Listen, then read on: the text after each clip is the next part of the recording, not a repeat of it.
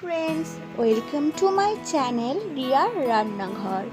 আজকে আমি আপনাদের করে দেখাবো মাটন রোগান জোশ, যেটা খুব সহজ। মাটন রোগান জোশ মেনলি রাঙের মাংস আর চাপের মাংসতে হয়। আমি চাপের মাংস পাইনি, তাই রাঙের মাংসতে করেছি। তাহলে মশলাগুলো হলো গোলমরিচ, লবঙ্গ, দারচিনি, জয়ত্রী, জায়ফল, ছোটো এলাচ। জায়ফলটা আমি গ্রেটারে গ্রেট করে নিচ্ছি, আপনারাও গ্রেট করে নেবেন। তারপরে তেলের কাঁচা গন্ধ দূর করার জন্য প্রথমে কড়াইতে তেল দেব, দিয়ে সেটা গ্যাসটা অফ করে তেলটাকে ঠান্ডা করতে দেব। তারপরে গ্যাসটা অন করে গরম মশলাগুলো সমস্ত দিয়ে দেব তেলে। তারপরেই মাংসটা দিয়ে একটু নাড়ব। মাংসর মধ্যে মশলাটার গন্ধটা ভালোভাবে মিশবে, ততক্ষণে আসুন আমরা আরেকটা মশলা তৈরি করি। তার জন্যে টক দই, আদা গুঁড়ো 3 চামচ, মৌরি গুঁড়ো 2 চামচ, 3 চামচ শুকনো লঙ্কা গুঁড়ো আর 1 চামচ কাশ্মীরি রেড চিলি দিতে হবে। আর তার সাথে 1/2 চামচ হিং দিতে হবে। দিয়ে যদি ঘরে কেশর থাকে তাহলে কেশর 2-4টে তার মধ্যে দিয়ে ভালোভাবে পেস্টটাকে নাড়তে হবে।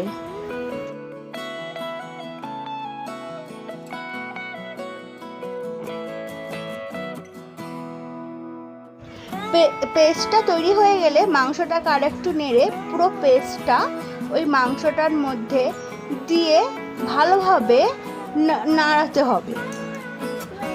মাংসটাতে এই সময় আপনারা যদি চান তাহলে একটুখানি হলুদ গুঁড়ো দেবেন, বেশি হলুদ দেবেন না, তাতে মাংসর লাল লাল রঙটা নষ্ট হয়ে যাবে। আর আন্দাজ মতো নুন দিয়ে আবার ভালো করে নাড়িয়ে ঢাকা দিয়ে দেবেন। তারপর আমরা রোগান জোশের লাল রঙটা তৈরি করি। এটা হলো রতনজোত।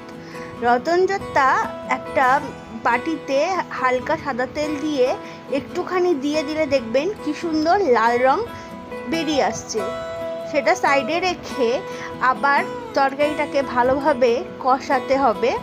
ভালোভাবে কষানো হয়ে গেলে তার মধ্যে একটুখানি জল দেবেন, বেশি জল দেবেন না। তারপরে ছাঁকনিতে করে রতনজোতের লাল রঙটা মিশিয়ে নেড়ে আবার ঢাকা দিয়ে দেবেন।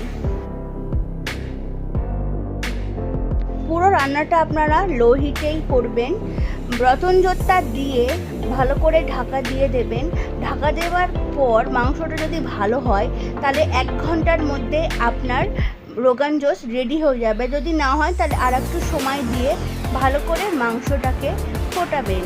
মাংস সেদ্ধ হয়ে গেলেই আমাদের রোগান জোশ রেডি। তারপর গরম গরম সার্ভ করুন। ভিডিওটি যদি ভালো লেগে থাকে তাহলে লাইক করবেন, শেয়ার করবেন আর সাবস্ক্রাইব করে বেল ঘন্টাটি টিপে পাশে থাকবেন। আর আপনাদের মূল্যবান মতামত কমেন্টে জানাবেন। দেখা হচ্ছে অন্য একটি নতুন ভিডিওতে। আজকের মতন টাটা।